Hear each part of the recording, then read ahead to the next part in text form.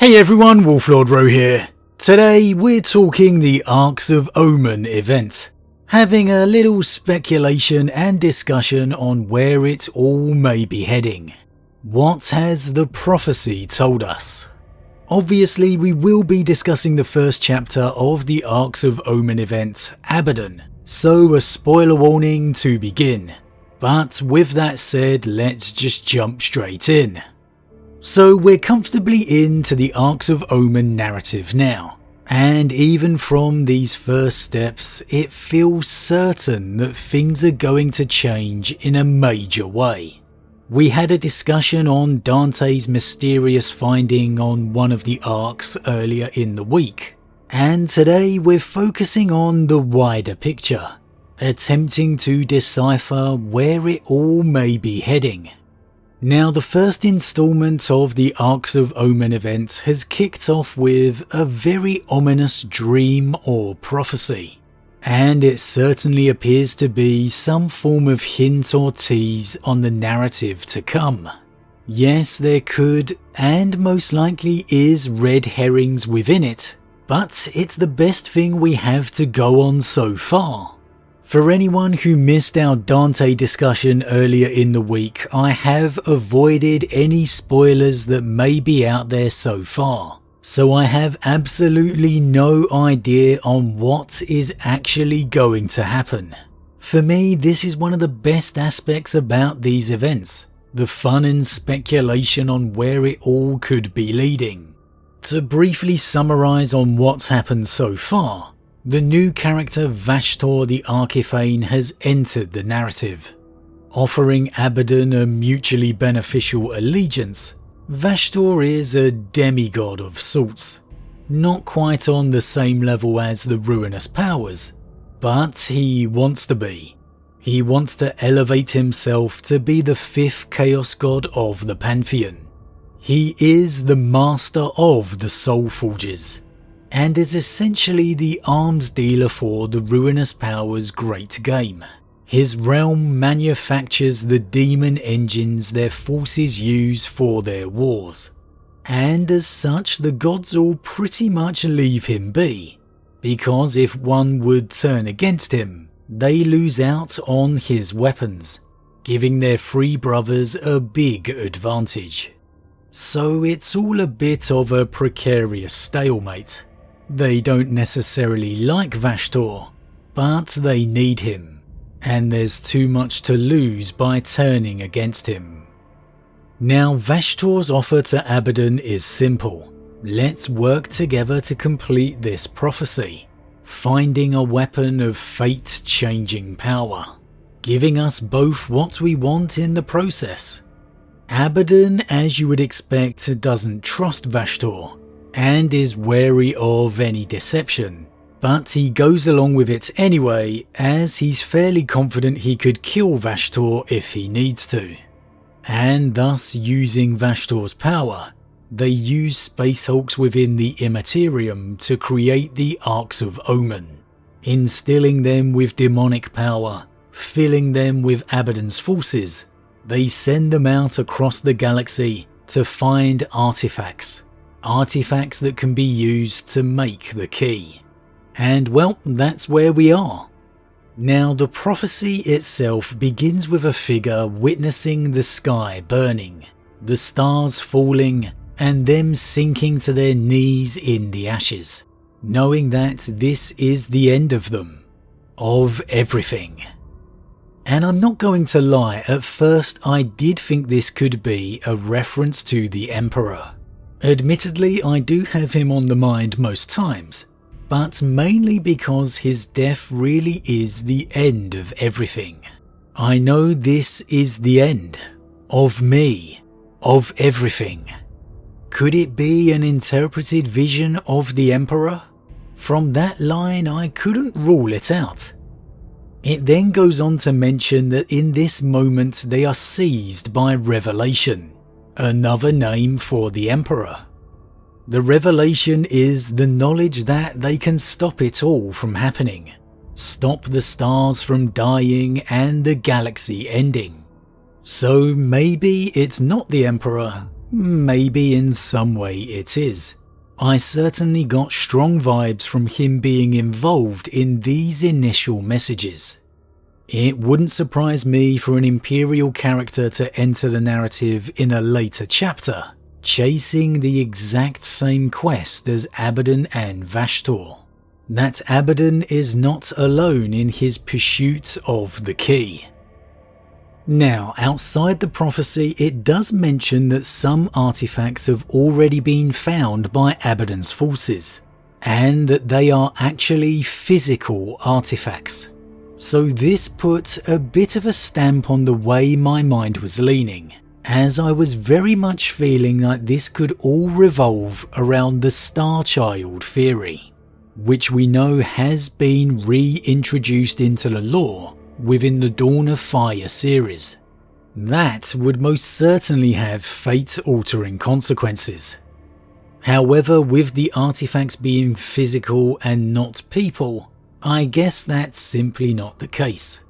Regardless, this theming did have me leaning this way, I won't deny. Thankfully, the prophecy continues on into much easier to interpret territory. We're told of revealing furnaces and hammers, a figure of eyes of burning cinder, all quite clearly the revelation of Vashtor himself, which we know has transpired. Next, it moves on to a mighty fortress being besieged by beasts, the glowing lines of cinders forming the shape of a crimson giant. Normally you hear Crimson Giant and you leap straight to Magnus, but this is almost in all certainty Angron. Not only do we already know he's coming up in this event, but it's also stated later on that Abaddon is sending Angron to deal with the Imperial Bastion of Malak Baal. So it has to be Angron. Next we move on into more vague territory once again. A description of an ashen forest growing, withering and regrowing. And this ties into the Dante mystery we previously discussed earlier in the week. How Dante found wilted plant life aboard Abaddon's defeated Ark.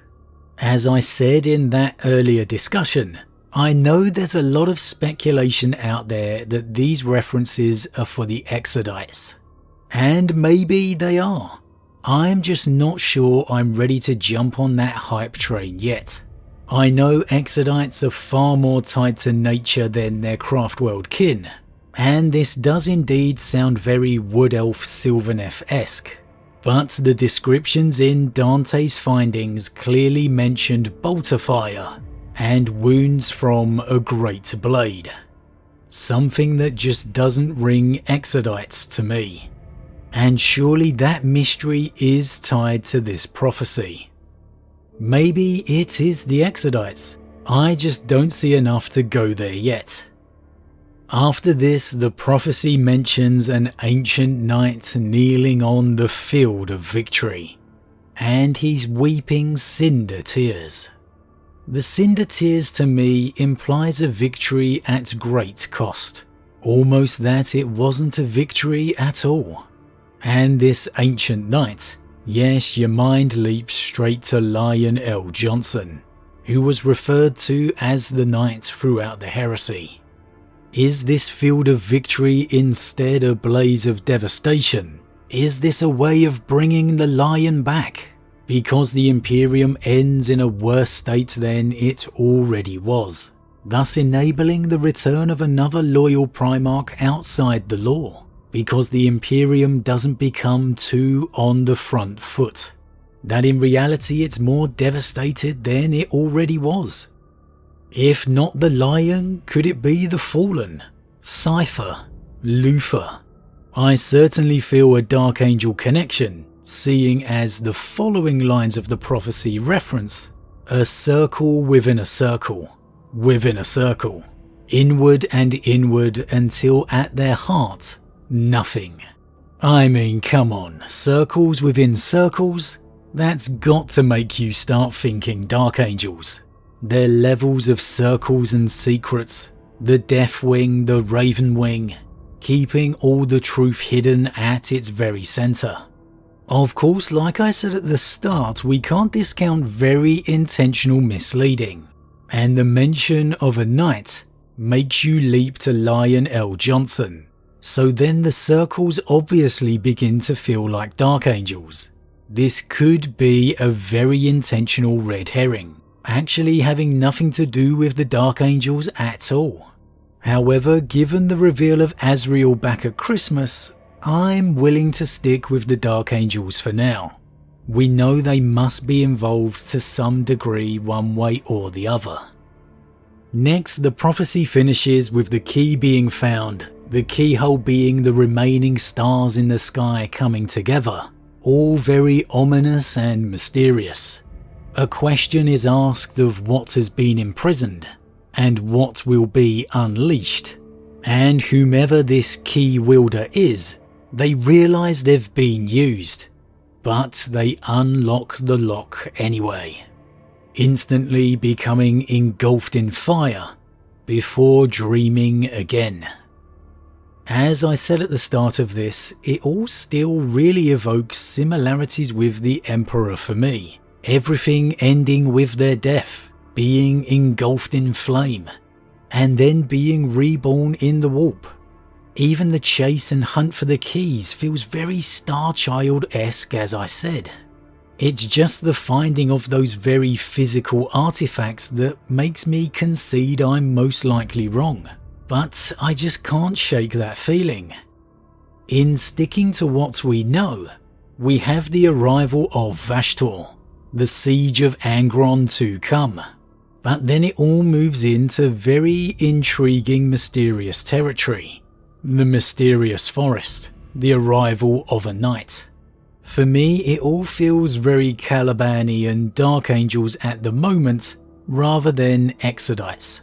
And I have to admit, as much as I thought it would never happen, it does appear to be the return of another loyal Primarch. And maybe this is why the prophecy appears to be fulfilled.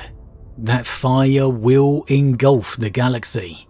Because like I said, to have another loyal Primarch return, it feels like to me you almost need to knock the Imperium back some more.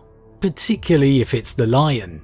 I mean, he may not get on with Guilliman all too well, but the guy is an absolute beast of a warlord.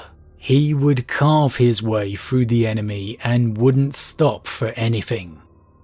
I also think this key, this weapon, is going to unleash something that was maybe related to the time of Old Night, or maybe even before then, during the Dark Age of technology. Something that was locked away a long time ago. Could it be another Chaos God perhaps? If Vashtor is betraying Abaddon, maybe he is secretly serving another lord. That he doesn't actually seek godhood himself, but instead the return of his lord. I don't know, but it all seems very connected to the past in some way. And the using or betrayal of, you'd assume, Abaddon is very interesting. I'd be very surprised if Vashtor achieved his stated intentions of being elevated to the Pantheon, because he's just receiving a model for the tabletop. We've never even received the Emperor, let alone one of the ruinous powers. Can you imagine their stat line? You want to go really crazy? Maybe it could be the Emperor wanting to return to the days of Old Night once again, giving humanity a chance to reset like before. That this won't be Abaddon at all, but someone guided by him, this revelation. Honestly, right now I just don't know. The one thing that's for certain is we need more answers. We need to see more of the story unravel before we can begin to get a clearer understanding of the picture. But I just can't shake that feeling that this is going to affect the Emperor of Mankind, the fabric of the Imperium, perhaps more than we initially realized. But as always everyone, what do you think? What do you think the prophecy is trying to tell us? Where do you think this is all ultimately going to go? Like me, do you think that maybe this is some way tied to the God Emperor? As always, leave your thoughts in the comments below, I love to read them. Huge thank you to all my subscribers, your support truly means a lot to me, it really does. If you're new, please consider subscribing to help the channel grow. And if you enjoyed this particular vid, then why not drop a like on it too. With that said, I am off, and I'll see you all again real soon.